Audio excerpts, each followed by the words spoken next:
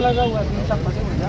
अरे फंसे हैं, टाइम दिया था ना, अभी सुबह से निकले, इतना जाम है तुम्हारी वजह से जाने क्या किधर से आने वाला है? ऑफिशियल नोटिस करूँगा, किधर से आने वाला है?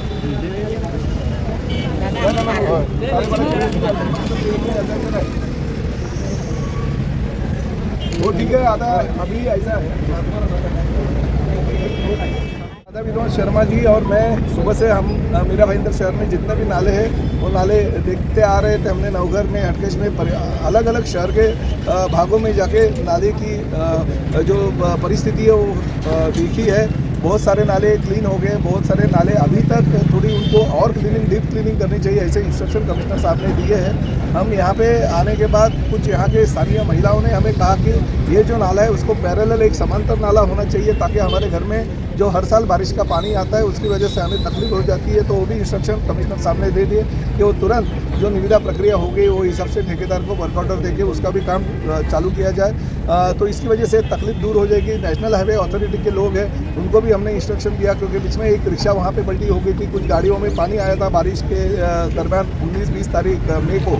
तो ऐसी परिस्थिति निर्माण नहीं होनी चाहिए। मगर शहर में जो पानी अभी भर रहा है, हमने थोड़ा मालूमात करने के बाद पता चला कि डीबी रियलिटी की जो खुद की कहने वाली 400-500 एकड़ ज़मीन है, जो राज्य शासन की है, मीठागढ़ की है, केंद्र शासन का उसके ऊपर दावा है। तो ये डीबी रियलिटी के ज़मीन पे उनके माध्यम से, बिल्डर के माध्यम से रोज़ के रोज़ 500-600 गाड़ियाँ रैबिट आ रही है। अभी तक 15 से 20 हज़ार गाड़ियाँ रैबिट गिरी है। और कमिश्नर, कलेक्टर और तहसीलदार को कहने के बाद ऐसा मुझे पता चला कि हमने वो, यानी तहसीलदार ने परमिशन दी नहीं बल्कि कॉर्पोरेशन ने वो परमिशन दी है। ऐसे कॉर्पोरेशन तो परमिशन दे नहीं सकते, क्योंकि किसी जो ओपन लैंड होगी उसके ऊपर भरनी करने का अधिकार कमिश्नर या कॉर्पोरेशन को नहीं है। तो मैंने कमिश्नर से मांग की कि तत्काल जो दी हुई परमिशन रहेगी वो रद्द की जाए और वो जो भरनी हो रही है वो कैंसिल की जाए। और जो पानी वहाँ पे जमा हो जा रहा था उसके लिए कमिश्नर साहब ने कहा कि हम वहाँ पे नाला करेंगे ताकि वो पानी शहर में नहीं आए। तो एक किसी विकासक के खुद के फायदे के लिए अगर वो ज़मीन में भरनी करता रहेगा और उसकी वजह से लोगों को तकलीफ होती रहेगी, शहर के दूसरे लोगों को, तो बराबर नहीं है। ये बेकार कानून के खिलाफ है। तो इसके ऊपर तुरंत कार्रवाई होनी चाहिए। और साथ ही में हमने जो आज नाले का जो पानी दौरा किया उसमें जो छोटी छोटी कमियां थी, कमिश्नर साहब ने बोला कि मैं तुरंत वो कमियां पूरी कर दूँगा। सर, ये जो नाला है ये प्राइवेट लैंड में है और बहुत छोटा नाला है। पहाड़ का जो पानी आता है वो नाले में आने में उतना नाला ये बहुत छोटा पड़ रहा है, तो इसको क्या चौड़ा किया जाएगा? कैसे चौड़ा किया जाएगा? वैसे इंस्ट्रक्शन बांगर जो हमारे डिप्टी म्युनिसिपल कमिश्नर है उनको इंस्ट्रक्शन हमारे कमिश्नर साहब ने दिए, वो भी चौड़ा किया जाएगा और उसको पैरेलल और एक नाले की निर्मित की जाएगी। सर, नगर पालिका को अधिकार नहीं है, फिर भी अधिकार में ना होते हुए परमिशन देना, उसके बावजूद हजारों मैंग्रोव्स का भी कत्ल हुआ, आप उसका कोई जिक्र नहीं कर रहे कि उसके ऊपर भी आपराधिक मामला दर्ज होना चाहिए? देखा, बोला, यानी सुना नहीं रहेगा। मैंने पहले ही कहा कि मीठागढ़ के जमीन पे वो कानूनी भराव करना भी गलत है। साथ ही में मैंग्रोव्स या खारफूटी जो हमारी है उसका ऊपर भी पर्यावरण का ह्रास करना गलत है। और डीबी रियलिटी के जमीन पे हो रही है, वो काम तुरंत रुकाया जाए, ऐसे मैंने मांग की है। हर साल वहाँ पे पानी जमा हो जाता है, वो पानी अभी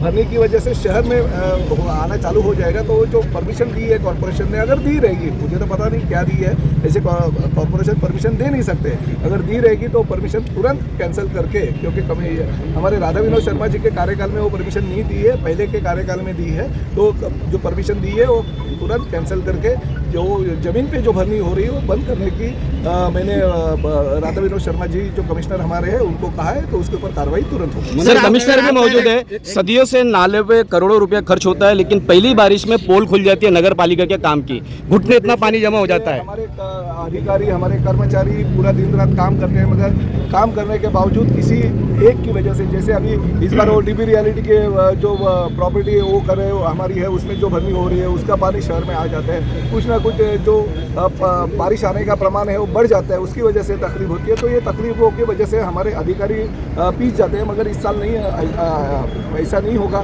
क्योंकि हमारे जो कमिश्नर है उन्होंने 2-2, 3-3 बार जाके नाले की नाला देखा है, किस तरह से सफाई करनी चाहिए, साफ करनी चाहिए, वो उन्होंने इंस्ट्रक्शन दिए। तो ये साल इतना तकलीफ नहीं होगा हमको लगता है। अगर तकलीफ होगी तो खाली वो भराव जो हो रहा है उसकी वजह से हो सकता है। मंत्री महोदय, एक सवाल मेरा ये है, कुछ दिनों पहले आपने देखा होगा मीरा रोड में जमीन हड़पने का मामला एक आया, जमीन कब्जा करने का मामला आया, उसमें कुछ पार्टियों के बैनर की गाड़ियां भी अंदर थी, आपकी समझ में, आपको ध्यान में आया? देखिए, अभी तक हमने या कमिश्नर साहब ने ऐसा कुछ कंप्लेंट ऑफिशियल हमारे पास नहीं आई, मगर एक बात मैं आपके माध्यम से कह के देना चाहता हूँ कि पहले के ज़माने में जो गुंडागर्दी हो सकती हो होती थी, मगर प्रताप सरनाईक इस राज्य का मंत्री है, मीरा भाईंदर शहर का लोक प्रतिनिधि है। जो भी भू माफिया है अगर हड़प करने की कोशिश कोई भी करेगा तो उसको भले सत्ताधारी पार्टी का होने दो, उसकी जेल के हवा खाने पड़ेगी।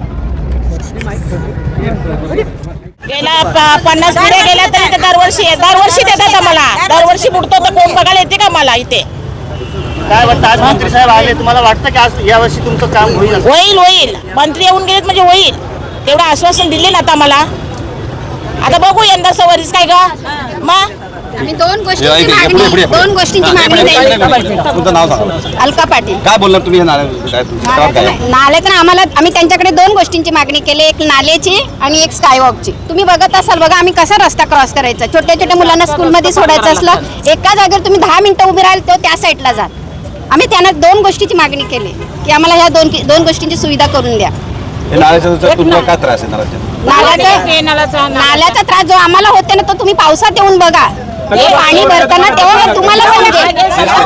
पत्रकार आहेत आमच्या गावात, इतकं पाणी असतं घरामध्ये, एवढ्या पाण्यात तुम्ही काय करणार? जेव्हा पाणी भरतात तेव्हा आमच्याकडे एक पत्रकार पण नाही आहेत, पण एवढं पाणी येते ना तर आम्हाला घरातून बाहेर सुद्धा निघायला नाही भेटत. आम्हाला मी 25 वर्ष झाली या गोष्टीला, 25 वर्ष आम्ही पाण्यात काढतो, पण आता या वर्षी होईल, पुढच्या वर्षी होईल, या वर्षी असं होऊन किती 25 वर्ष झालं. पण आता साहेबांनी आम्हाला आश्वासन दिले, आता आम्ही 15 ते महिनाभर वाट बघणार, परत आम्ही ते काम करणार. पण आम्ही करणार काय मग? कुठे जाणार? दरवर्षी आमच्या वस्तू, आमची लादी, फर्निचर दरवर्षी, मग आमचा जीव आम्ही मुठीत घेतो, कारण आम्हाला हवेवर यायला पण रस्ता नाही. हवेवर तरी कसं येणार? पाणी एवढं पाणी कसं येणार आम्ही पाण्यात? आम्हाला दुसरं काय नाही, आमचं हे दोनच समस्या आमच्या गावाच्या.